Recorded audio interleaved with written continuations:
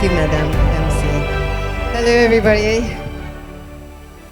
Very good afternoon, and it's my great honor and pleasure here to be the moderator for this next exciting session of the IBC Business Competitiveness Outlook 2025.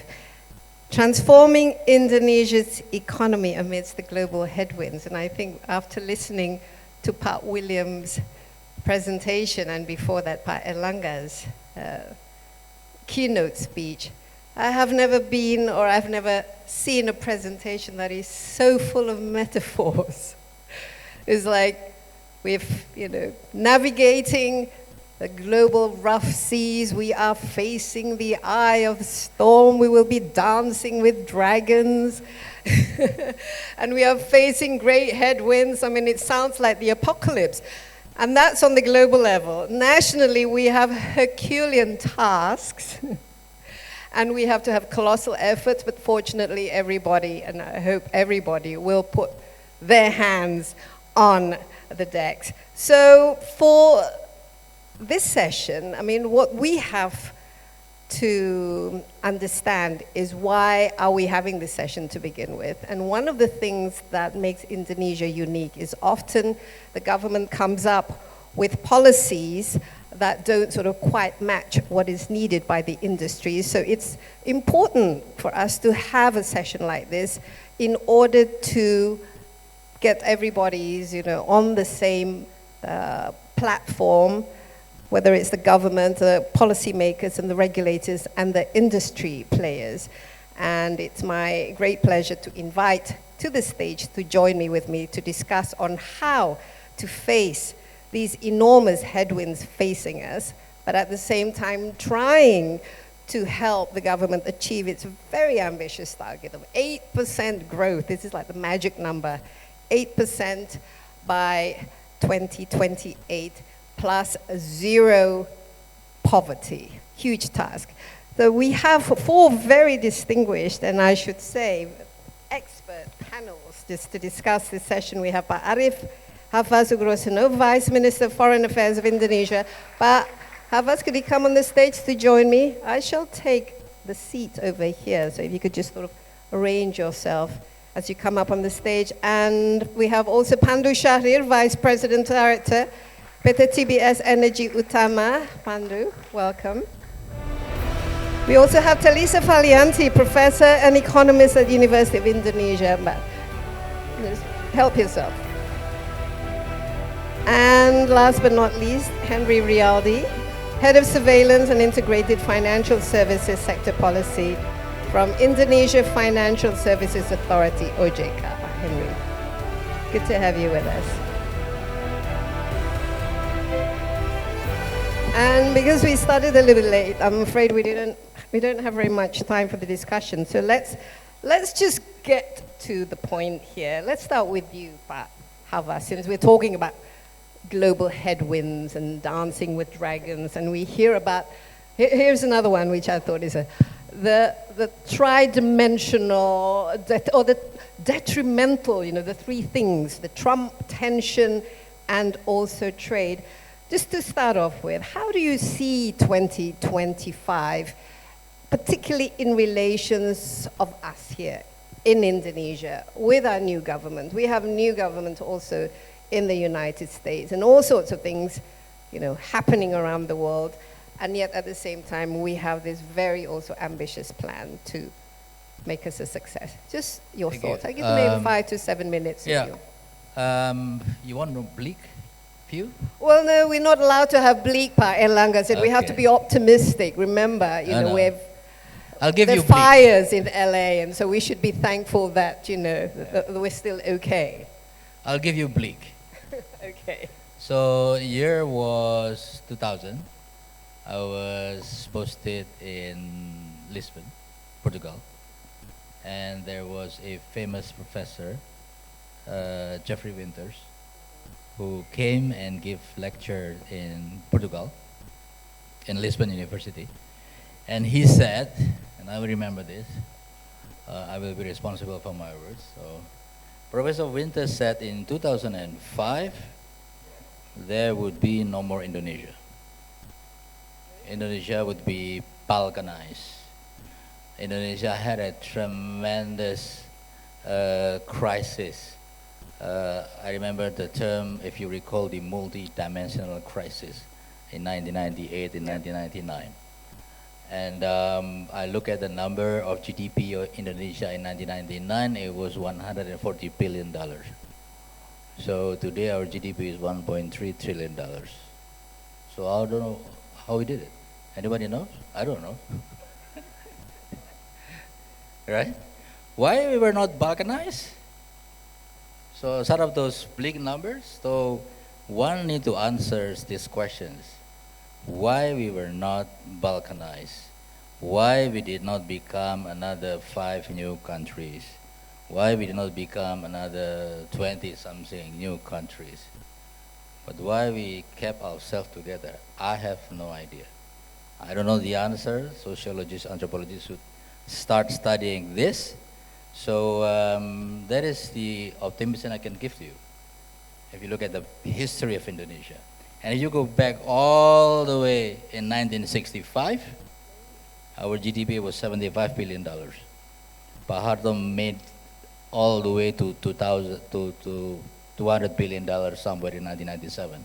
And then we dipped in the economic crisis. So instead of breaking up and becoming small pieces of countries, we become G20. People come and see to Indonesia. Our military budget is now number 2. The famous FPDA, any Australian in the room? The 5-power defense arrangement between Australia, Malaysia, Singapore, Brunei, and the UK, which was designed in the 80s and 70s to basically, well, you know the geography. It means they're designed to encircle Indonesia. They did not. They were thinking to remove that, but they put it intact. So, we are still a country with a very strong performance. So that's I'll give you optimism. Now I'll give you realism. This year I think the outlook is Middle East is not in a very good situation, but I think we need also to see Europe. Previously, when I was ambassador to Germany, when Russia invaded Ukraine, I think 2 or 3 weeks after that, there was no cooking oil in Germany. Gone. There was no flour in Germany. Gone. And now there is no gas from Russia going to EU. Everything went up, everything became expensive. And you see the right-wing political parties in Europe. So the tension is not only in the Middle East. I would also need to put Europe also in the map because Europe is our important trading partners. So there's another point I think we need to look at is the climate change. So it's not just Trump or US and China and tension in the Middle East, but also the climate change issue is very important for us to look at it. I see the relationship between climate finance, Trump, and the war in Ukraine. The environment is already in a bad shape. You need to finance it for mitigation and adaptations. You need to have funding. And you have Trump coming in. The rumor is that there will be a tariff. We don't know yet. We need to wait and see. But if they impose tariff to Europe, it means Europe will have no more fun, and they have to deal with the war in Ukraine. They have to provide military support to Ukraine, and that is more billions. So at the end, there will be no more climate financing. So this links one each other. And if there is no climate financing, the impact of the climate change is going to be even worse. So then you have to do some calculation if they're rising sea level in different parts of the world. So also in Indonesia as well. So this is a new challenge that we have to face this year. So I think what we need to look at is what are the relationships between the U.S. policy after 20th January, the situations in Europe, you know, and also the situation in the Middle East. Of course, we have to look situations in China as well, but these are all related to one another. We are not a developing country that can easily get grants. This is my experience in Europe for such a long time. We are considered to be a member of G20. We are applying OECD. So any funding coming from Europe or Germany, in my experience, it's always come in loans. So they don't come in grants anymore. So there will be more difficulty if situations in Europe it's getting worse. If the US is going to hit Europe with a tariff, then we will see more on that relation. Middle East is not in a good shape, of course, as we are well aware. It may impact the price of gas, but I think the element of Europe is also need to be looked at it. Just very quickly on the declining of China's economy and also the increasing protectionism of the US. Do you think that would significantly impact on the appetite for foreign direct investments into Indonesia? That would actually significantly, because this, foreign direct investment, I think, is one of the drivers for growth that we need in order to achieve that magic number of 8%, right? During Trump 1.0, there are a number of countries who organized themselves in working with the United States, not necessarily with DC. They have an MOU on trade facilitations, investment facilitation with states, with California, not with Washington DC. So who are those countries? China did, Japan, Korea, Germany, UK, Canada, Mexico. So they have done this. So they sort of survived Trump 1.0. We have not done that. I think Indonesia need to consider the possibility of working with states directly on two front, trade and investment facilitation and climate change. Because there are certain provinces or states in the US that are very strong in the environment issue.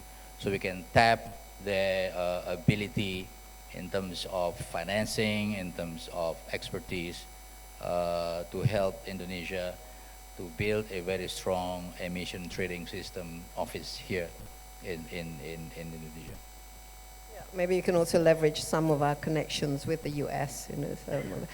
Pandu, with all this eye of the storm and dancing with dragons and also navigating rough seas, do you see any sort of silver lining in the clouds coming ahead? Actually, and how can Indonesia can we be a beacon for something positive in what's happening in the world? to be honest, I'm probably becoming optimistic as time progresses. And to be honest, on dancing, I prefer to dance with you rather than with dragons, right? Well, I can be quite a dragon too, I think, I was looking at this, first of all, thank you, Desi, for having all of us here, and also IBC members, and also everyone that came here. When I was going through the presentation, Pa William, I was a bit, scared a bit, because there's so many issues, right? So many problems. But I'm so glad, Pa Havas, you already mentioned and answered all of them in terms of the geopolitical risks. So I was just speaking just now with a bunch of entrepreneurs, and talking about also the same thing, because this is January, early of the year, and talk, what will happen in Indonesia? And everybody is short-termist, right?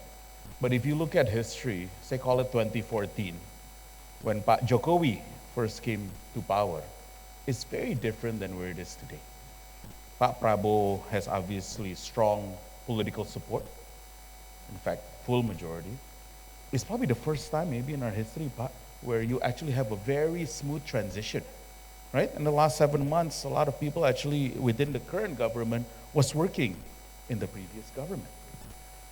And with respect to Indonesia too, I'm so glad President also has gone to several key countries to voice that Indonesia is one of the very few places that there is stability. And lastly, why I'm so encouraged this past couple of weeks after break, I am seeing that most of the Indonesian business leaders, political leaders are uniting because they also understand that the honeymoon is over. And now they're really focused on growth. So I'll give you a good example where I'm so happy. For example, our Chamber of Commerce soon is uniting. And because I have my chairman here, it is one of the and that few, is something. No, because that is actually something, it's a sign of maturity and a sign of growth for all of us. Typical, in the first 2 months, right, 100 days, there's always a little bit of turbulence because everybody's trying to figure things out. Just right? another day in Just Indonesia. another day in Indonesia. But as Pak Havas rightly mentioned, back in early 2000 and now today, we're in a much different world. I am not brimming with optimism because the presentation of IBC, that was so good, by the way. That was such an awesome presentation. You gotta give an applause for that. Except that at the end of that presentation, I also wanted to dance with Dragon rather than with Mudesi, because there were the 3 T's, right? But as a business person, we are today at a very fortunate point where politically, domestically, we're stable. Because of the geopolitical tension today, Indonesia is one of the very few places globally that is a sign of hope, right? And stability. So now, all the issues that you said, Pa, about governance, issue about etc., is actually a human issue. My last pitch to all of you. The last 10 years, Pak Jokowi really has focused on investing in hard infrastructure. What Pak Prabowo is, I think, doing today is what I, as a citizen, have been waiting for, investing in human capital. You can check Google or whatever. 10 years ago, 2014-15, our GDP per capita is probably around 3,500. Today is 5,200. What has not improved? There was that slide. Straggling human capital. And also our IQ score. Our IQ score actually declined. What does that mean? That means the wealth comes from very specific sources. There is a significant inequality between the haves and the not have. There is also lack of accessibility for nutrition and education. Exactly, this is the program of this president is trying to focus on.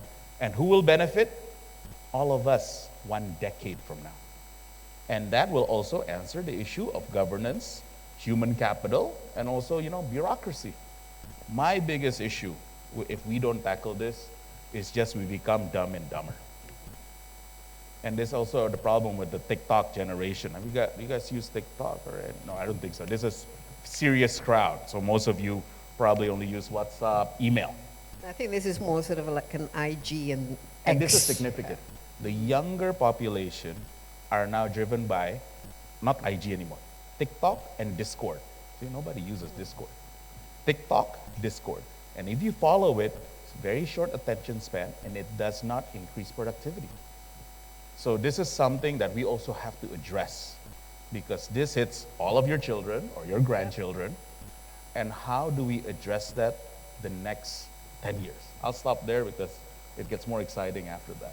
No, but I think you raised a very important issue here, and that's one of the things that, the challenges when it's straggling human capital. And I mean, you mentioned that if we start giving good, nutritious food to our children, now we will reap the benefit in 10 years. We should have been doing this since like whenever, so that the generation that we have now, because our bonus, what we call the demographic bonus, the window is closing pretty fast. So this is something that if we want to achieve this so-called golden Indonesia by 2045, we should have actually started well before the present time. Now, let's have it from your perspective, Telisa, as a professor and an economist, and you're also quite concerned about issues such as human capital and also the quality of our education. What can we look forward to this year that can contribute to addressing some of the challenges that we are facing, particularly in transforming Indonesia's economy? Thank you, Mrs. Desi Anwar. So maybe I will follow up what Pak Willy has present, talking about education, and Pak Pandu about human capital, because I'm also from the academic sectors. If we see the data of PISA score, actually, if we compare to 2018, we have improving. But compared to other countries, we still have several weaknesses, of course, in terms of, especially in the science point. So that's why Pak Prabowo want that our science, technology, energy, engineering, and math will be increased. So there are also some concern to increase our STEM. To support the industrialization, because we cannot move and transform without industrialization, and industrialization needs the skill of human capital, especially in the area of science, technology, engineering, and math. And from the math score, from the PISA, and also the science, we see that Indonesia, of course, still lag behind. If we compare to our peers such as Vietnam, India, and Philippines. Not only about math and science, in terms of verbal, of course, we still also lag behind, but better, we still better in the verbal in the verbal skill. So it is usually compare our PISA score, and also the R&D expenditure, for example. It is our weakness, but with the government program currently that we want to improve our quality of education, we believe that we still have the potency of the human capital, but the challenges, especially because of the problems, is usually the academics, usually maybe not really connected to the industry. So we know the theory about pentahelix synergy, synergy between academics and entrepreneurs, for example. So we need to strengthen those synergy. Academic is not only busy to publish journal in Scopus, for example, because our KPI, in our campus, for example, to produce the Scopus journal. But is the journal important for the development? Is the journal can produce the innovation that needed by the industry? So we learn from several countries. We really know that Pak Havas said Germany, Korea, China, Japan. Usually they have the good collaboration between academics and industry. So it is like the theory we know, but in terms of the implementation, sometimes the collaboration between academics, industry, and government is not easy as enough. We need like the coordination.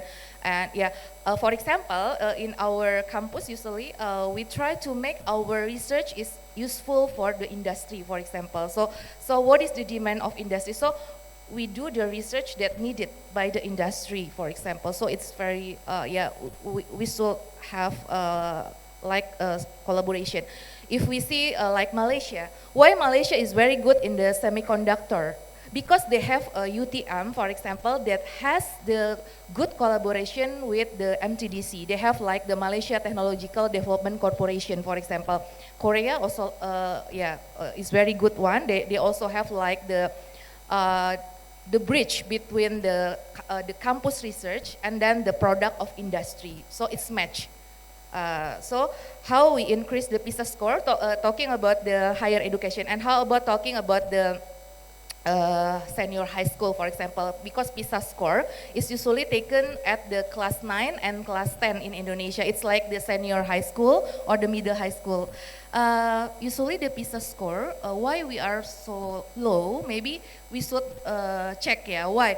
Whether our curriculum is matched with PISA score, whether our curriculum is matched with the international standard, because it is usually using the OECD standard. So I'm waiting for the new government, the new Minister of Education that handle this about how we can increase the PISA score. It's very important. So because we know India is very successful because they're so good in the engineering, for example. That's right. I mean, I don't think we need to be defensive about our PISA score. We've had really our scores always at the top from the bottom for so long.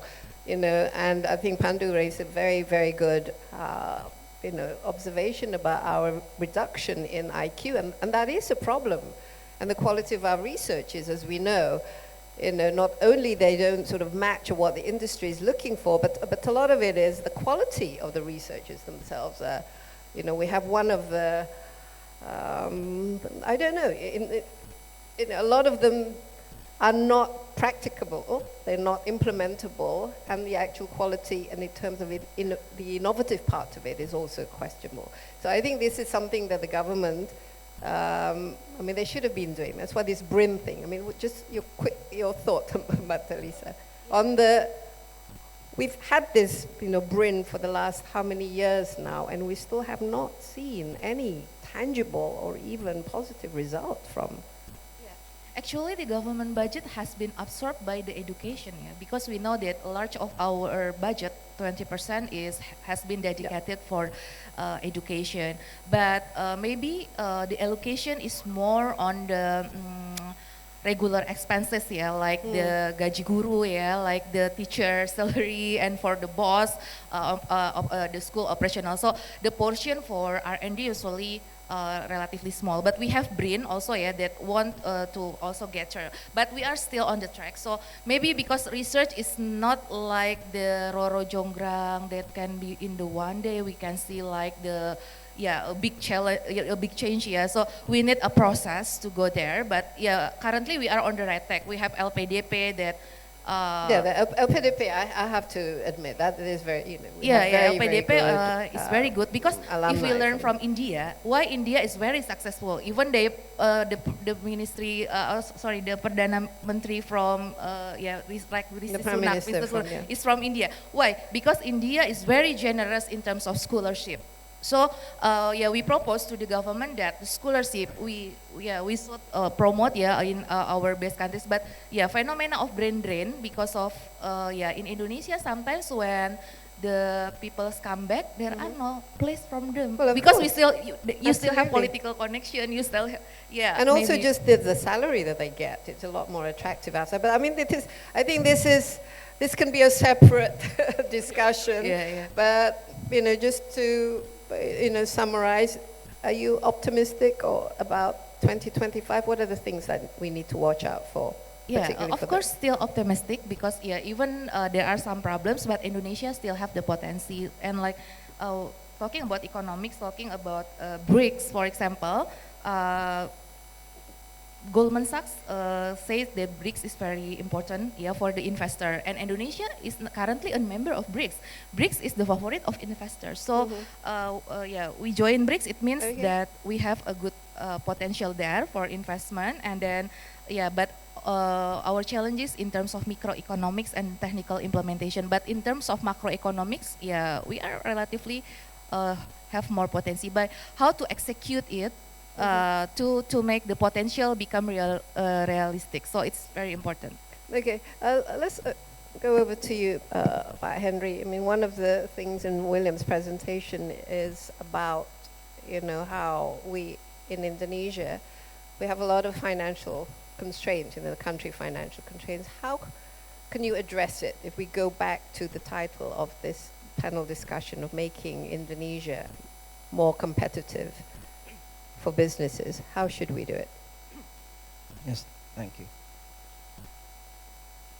I think in the previous decades, in the previous years, Indonesia's financing is a bank-based financing, in which bank-based financing would depend on the global cycle, the interest rate.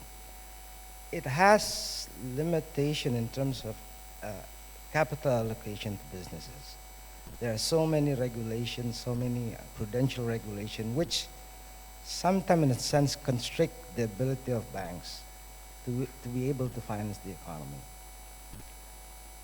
With this regard, I think a move towards non-bank-based financing would be the logical choice, especially in terms of the high rate, interest rate environment that we foresee in 2025. The potential to develop a non-bank-based financing from the capital market is there. Development of the capital market will also entail an inflow of investment. Because in 2025, we foresee that liquidity will be tightening globally. Investor would be more picky in terms of where they allocate their investment. In terms of Indonesia, I think the development, the increase in quality of the capital market, in terms of its integrity, would be one of the primary focus of OJK. In a sense, investor, when investing in Indonesia, they would see whether the domestic or the domestic confidence in the capital market is there. If we could increase domestic confidence by increasing the integrity, hence the volume of domestic participation in the capital market, it would create liquidity, hence it would entice foreign investment to come to Indonesia. And if the capital market would be able to develop, it would be much more flexible in terms of providing the necessary instruments that business requires that banks have limitation in terms of providing. I think that's that's one of the But how? How can we do that? How can we deepen our capital market? And also there's this fear that with increasing interest rates at the moment making, and it's our bonds and our, taking quite a negative hit. What is OJK doing in order to basically stimulate the country's financial system? Our primary focus now is on the equity market. A high interest rate environment, naturally, investor would shift from traditional financing into the equity market. To increase the liquidity of the equity market would be one of the priority of OJK. Secondly, as I said, the integrity of the equity market itself. To build up, to increase domestic participation in terms of the equity market, one of the issues is the trust in the equity market. If you look at the trends of the equity market themselves, you would see trends in which IPO happens, price increase, but after that, the listing company basically stays quiet. So OJK, I think, would primarily focus on how to increase liquidity and the quality of issuers in the equity market. I think that's one of the primary focus of OJK. Although I think because Indonesia, I think one of the main drivers of the economy is actually the MSMEs, right? I mean, more than 90% of our workforces and the companies are actually the small and medium enterprises. And this is where, let's start with you, Pandu, when we talk about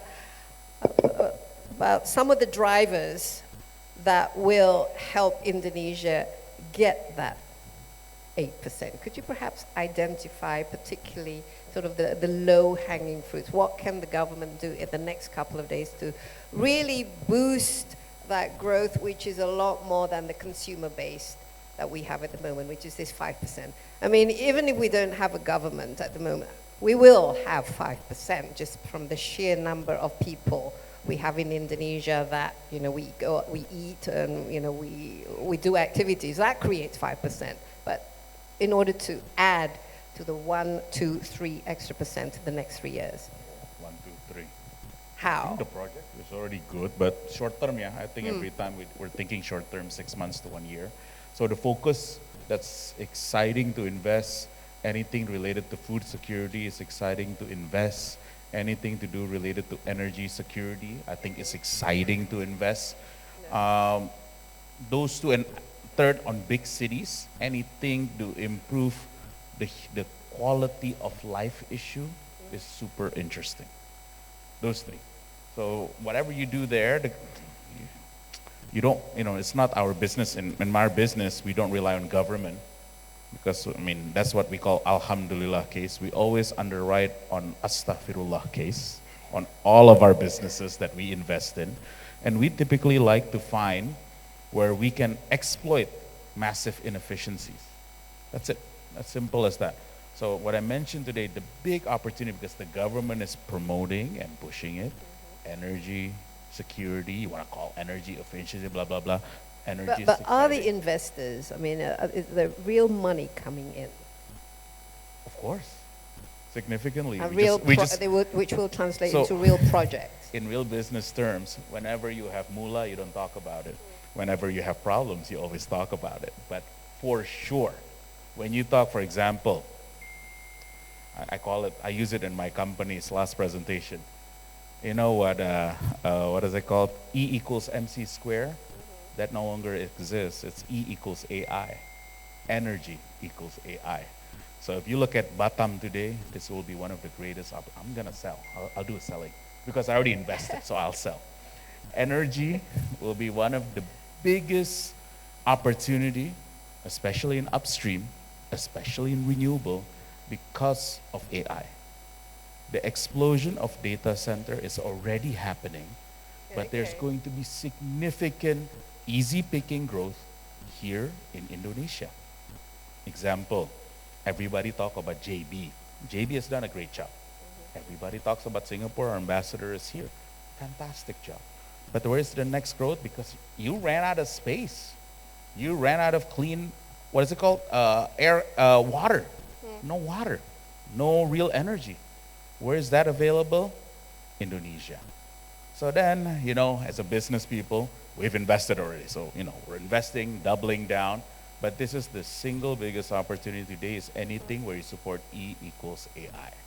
See, Okay. one, I'm not gonna pitch more, because the more I pitch, then Okay, we talk our books. no more pitching. But there is I think it just come out yesterday on the US. They're going to limit the growth of data centers, particularly in tier 2 countries, i.e. countries that are not, tier 1 or tier 3. The exposure to AI is going to be a lot limited. Is this something that is of a concern to you who is busy building a data center? It is a concern if we are not thinking ahead. Because what the US doing, exactly what they should be doing. So no surprise. Why are you surprised now? This has already happened about a year ago. But then what you have to see is the opportunity, because you're also users of all this, right? We're actually a very big market. And one of the main competition what's happening today is between NVIDIA and the big Microsoft, Google, Meta, and the Chinese. It's so fascinating.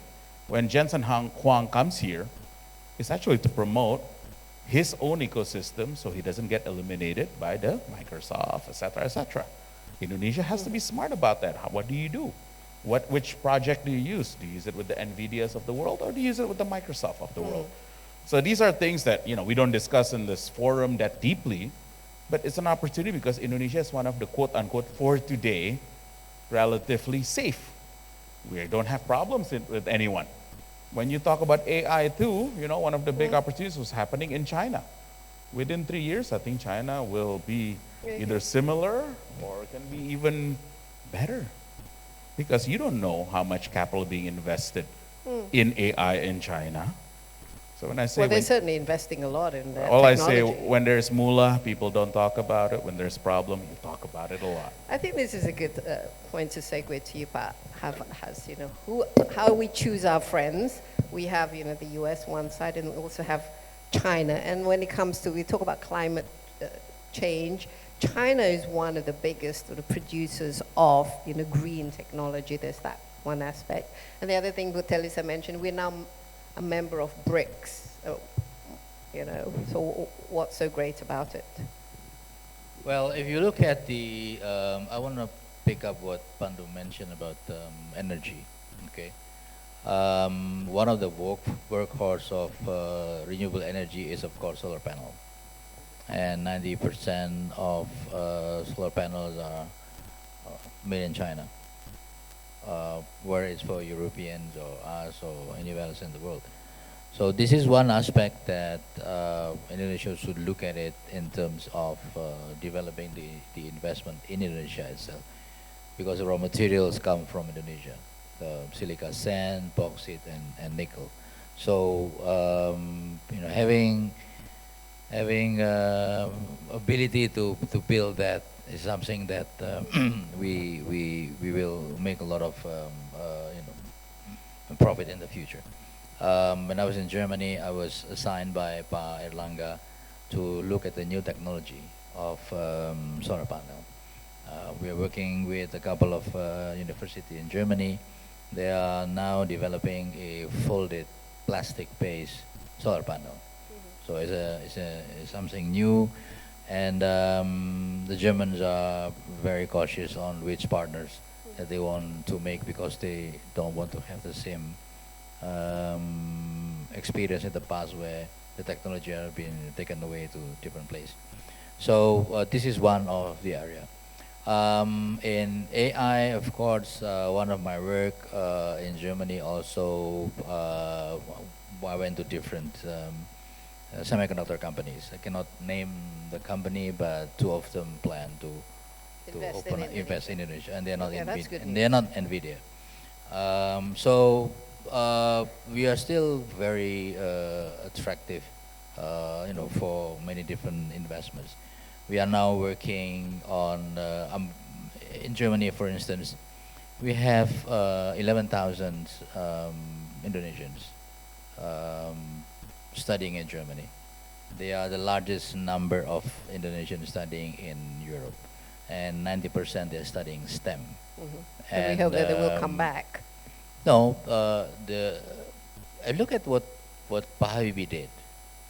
Pak Habibie sent, I think, 15,000 Indonesians to study aerodynamics, aerospace engineering, without necessarily knowing that it will be PT Dirgantara. And then when the number was there, it will be easier, proven to be easy to bring those engineers return to Indonesia and develop PT Dirgantara. So I think the common complaint that when they study abroad, they go home, there is nothing. I think that's not true. Look at PT Dirgantara. So what happened is not brain drain. What happened is brain circulations. So you have Indonesian engineers now in Airbus, around 150. We have in Boeing, we have in Dirgantara, we have them working in Embraer. So they are exchanging among themselves and strengthen our ability over there. So other important aspect in terms of adding the growth from 5 to 8 is changing the export strategy, because now so far what we are exporting is a product that we think our partner needs. We don't export what our partners really need. There's a list of the, say, 10 most required products in one particular country or one particular region. That's why Vietnam is very high, because Vietnam, for instance, is taking 8 positions out of 10 in Europe. Malaysia the same. We are only taking 2 out of 10. So we need to change this approach. And there is also another aspect which we did not look at it very carefully. We are going to do it carefully, is to find different countries that have FTA with larger regions. Say, in many countries in Africa who has FTA with the whole Africa and EU, or have FTA with the US, for instance. So having a factory over there would be a very good example. Another one that I've been promoting since I was in Germany was that technology transfer. You can only get technology only 2 ways by the sea. You buy or you steal. Yep. Okay. If you don't have enough guts to steal, then buy. Buy in Europe. Buy in the US.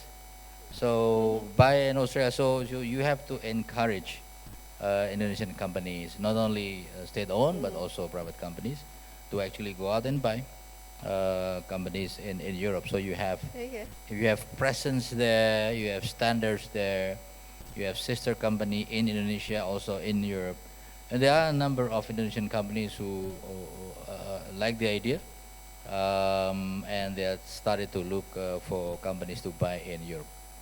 There are 7 Indonesian companies investing in Germany, for instance. Okay. And this is something that we need to expand. Thank you. I think better than buying or stealing actually is coming up with your own original ideas, innovate. And this is what Telisa, we talk about AI and then the need for reskilling and upskilling and so on and so forth, and particularly in, I think one of the steps in Pat Williams' challenges is actually innovation. How do you see Indonesia when it comes to our innovation? Pandu's shaking his head, but I think there's so many brilliant young Indonesians out there. Which is, yes, of course. Yeah, I'm still optimistic because in our research about the innovation, yes, we still left behind, but there are improvement. We see the improvement. If we see the data of the Global Innovation Index from the World Intellectual Property Organization, WIPO, usually we see that we have the improvement. Even we still left behind like the Malaysia and Philippines, as our peers. But there is from time to time we have improvement in our Global Innovation Index. We could see from the indicator. And also about the number of patents, we can see that the innovation could be seen by the indicator of how many patents that internationally registered.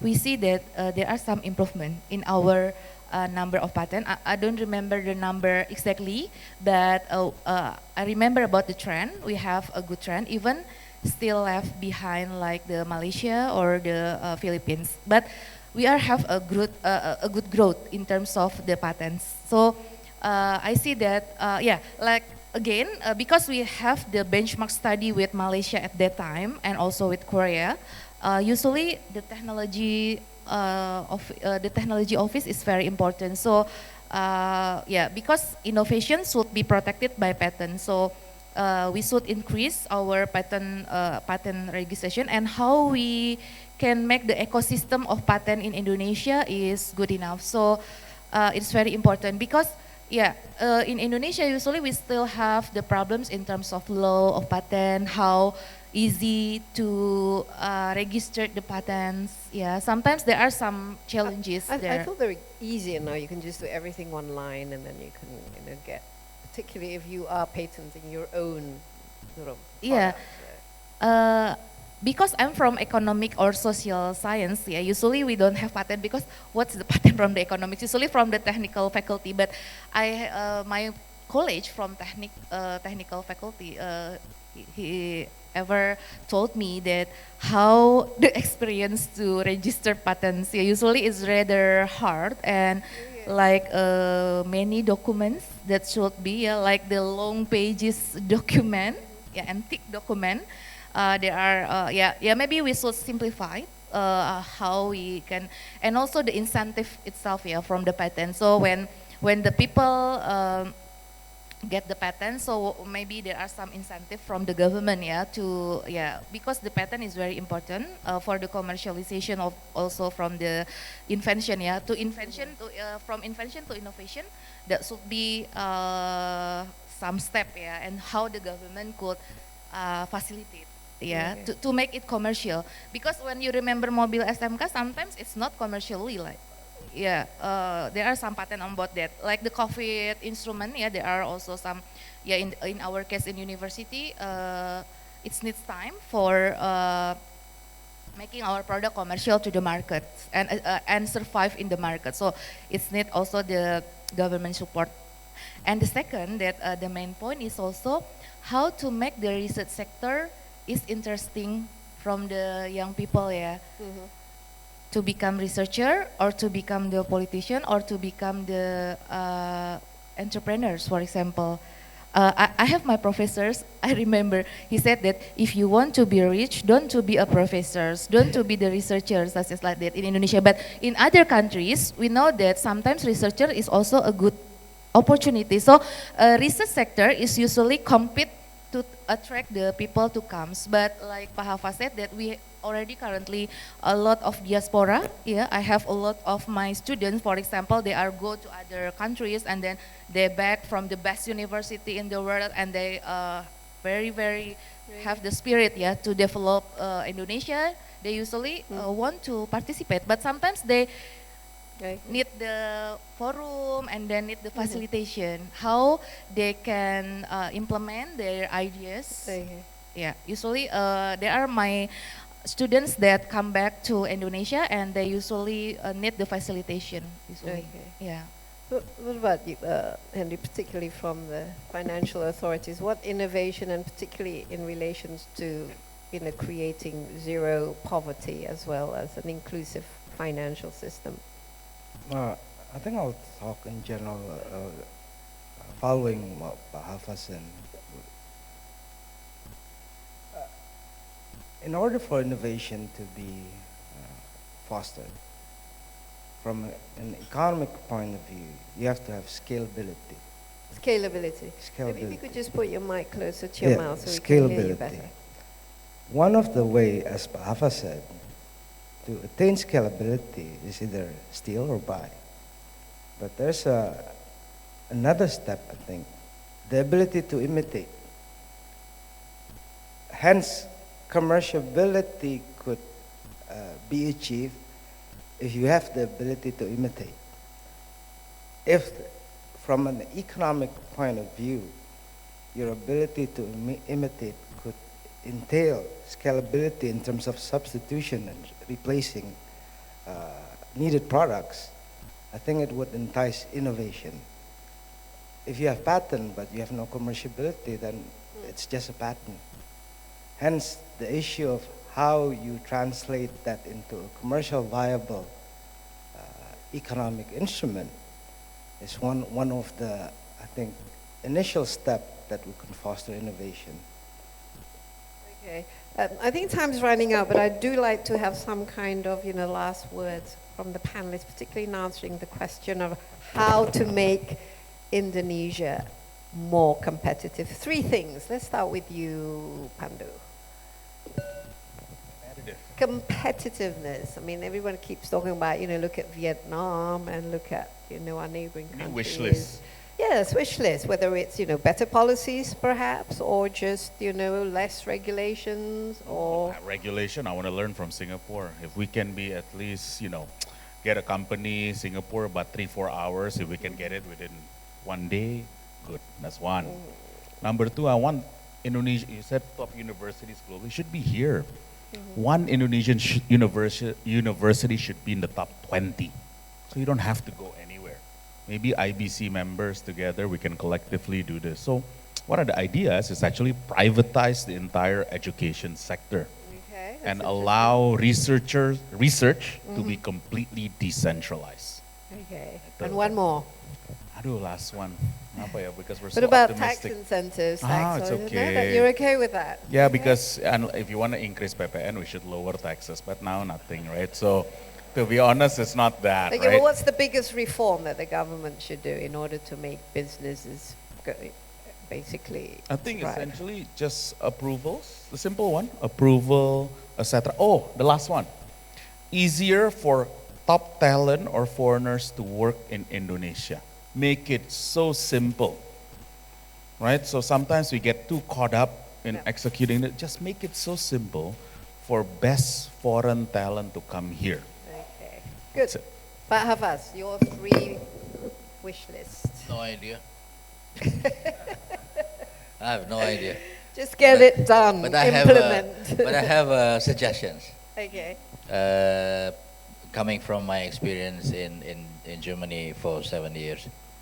So around the Indonesia, people too much put so many faith in the government, which I think is wrong. Okay. The research landscape in Germany is, I'll give you, there are around 15, the big ones. I'll give you some that I know: Helmholtz, Fraunhofer, Max Planck, Leibniz. These are not coming from the government. Helmholtz has a budget like $6 billion. Okay. And the money comes from different sources. Federal government, yes. State government, yes. But private sector. Philanthropists, Philanthropy is not so much. not so much. Yeah. But private sectors, businesses, Siemens, Mercedes, Audi. So they work with different research institute in Germany. So the suggestion is for Pak Sofyan Jalil to create IBC, another branch on R&D, research and development. I think Indonesia has so much philanthropy, including Pak Pandu here. So I think we should change the landscape of R&D in Indonesia by bringing private sectors to make their own shops of R&D. Interesting. Okay. So we should have less reliance on the So, government. Yeah, if you wait for brain and government institutions to do all the R&D, but it's too long. So if you develop, I don't know, maybe just 100 million rupiah, it should be enough to start. Yeah, okay. You I know, like an that R&D idea. here and there, with a very specific program on innovations. You know, many things can be developed because we are not so expensive in terms of labor, for instance, or researchers are paid with our own standard, Indonesian standard. So I think that would be adding a lot of value in terms of innovation, relation with university. You know, that's a good one. You know, just not just put everything in the government. Yeah, certainly less bureaucracy, and I mean, it'd be Thank you. good to have a lean, sort of efficient government that actually facilitates as opposed to hinder. But at the moment, we have what we call a very obese government that we have to feed. So that's probably a bit of a a tall order there, Pak Havas, you know. But Telisa, your wish list on how to make Indonesia more competitive? Yes, maybe, yeah. First is about the multi-stakeholder collaboration, like we already discussed, yeah. Usually we should have connecting the dot. Our weakness usually fragmented, ego-sectoral, and then, ego-sectoral especially. So how we make the coordination, it's like cliche, yeah, like cliche words, but I think it's very important. Because I also experienced some times in government too, and that's very give the insight that multi-stakeholder collaboration. We know it's very simple words, but hard to implement. Okay. Yeah. Henry? If I look from experience from other country, I think the solution for an economic growth doesn't always come from economic aspects. I think when I look at the US, China, Japan, Korea, I think the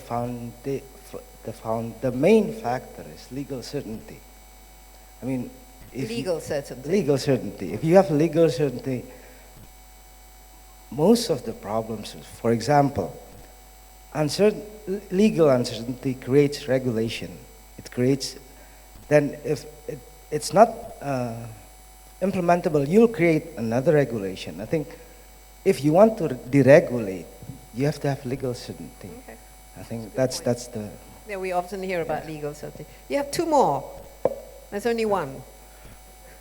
Come on, I'm not letting you get away with it. Just this one. Just a legal certainty. Okay, big hands, everybody, to our speakers, Pandu, Pak Havas, Telisa, and also Pak Henry. And thank you so much. I hope that this has been a useful discussion and also, you know, good feedback for IBC. And I like the idea that, you know, maybe we should have, you know, IBC should come up with its own sort of like research center and so on and so forth. So once again, thank you very much to our speakers, and I would like to return this program to our master or mistress of ceremony. Thank you to our